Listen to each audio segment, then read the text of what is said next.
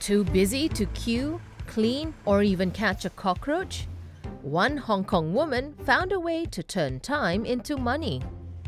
For a fee starting from under $10, her business lets time-strapped clients buy back their day and allows others to monetize their free time by turning it into opportunity. 我觀察到我身邊好多嘅朋友啦，同埋屋企人啦，每日咧忙碌到咧日常嘅瑣碎事都係處理唔到，而導致咧生活壓力好大。咁我就喺度諗啊，如果呢個世界上係可以攞錢咧就可以換到時間嘅話咧，咁都係唔錯喎。Yiling Chong's platform matches helpers to clients' daily to-do lists. It started as an Instagram experiment. 咁一開頭咧，其實我係膽粗粗自己一個試下有冇人去買我嘅時間啦。咁我就開咗一個 IG 嘅 page，就叫生活瑣碎事務所啦。咁開完之後咧，咁我就開始建立咗一啲客戶群啦。咁大約幾個月左右啦，咁我就發現話原來呢個市場係有嘅喎，個需求都好大嘅。咁每日最多就係幫手買嘢送嘢啊，取代送啊。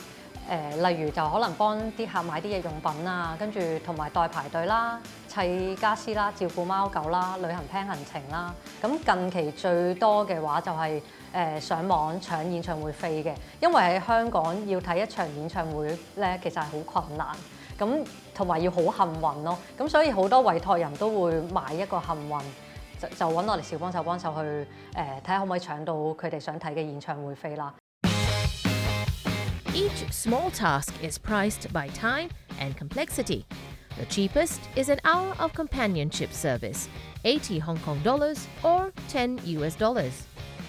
The most expensive job done was just under $4,000 US for a photographer to accompany a client on a 6-day trip.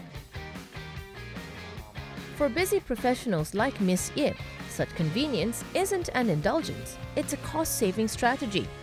Miss Ip pays 200 Hong Kong dollars for them to feed lunch to her 2 elderly cats when she's out at work. 作為養貓嘅人嚟講，都係好必需品嚟嘅。因為我去工作啦，咁就係賺錢啊嘛。咁所以如果佢幫我慳咗呢個時間嘅話，咁間接地都係幫我賺咗錢咯。And time isn't the only thing you can buy. 陪葬蛋服務，陪葬蛋服務可能大概100幾到300蚊啦，你要睇佢嘅服務性質同埋個時間啦。葬蛋系列嘅話，我記得有一單就係個委託人要揾小幫手想去陪佢執嘢，但係小幫手唔使執嘢嘅，個原因係因為委託人執下嘢見到有隻曱甴，咁佢就想揾小幫手過去陪佢執嘢，順便如果見到曱甴就幫佢處理埋佢。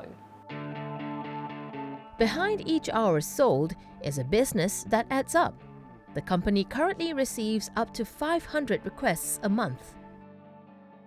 我哋每個月平均嘅營業額都超過6位數㗎啦，而家去到目前為止。每單服務我哋大概係按住服務費嘅20至30% 嘅。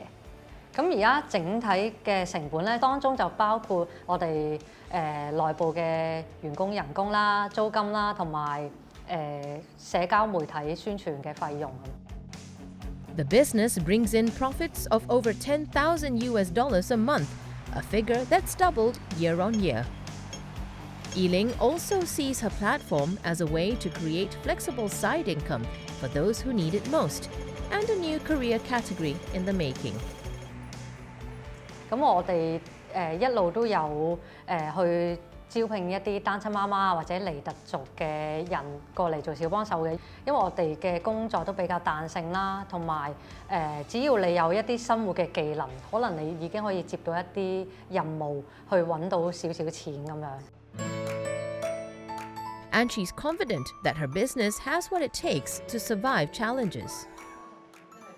如果就算經濟放緩嘅話，我覺得大家都會繼續願意花錢去買時間嘅，因為而家世代係速食文化，生活節奏只會越嚟越快，咁但係大家嘅時間只係得24小時唔夠用，所以都會願意繼續花錢去買時間咯。我覺得可能以前啲人會覺得時間係如果要攞錢去買係奢侈嘅，但係我覺得往後嘅日子會係一個必需品咯。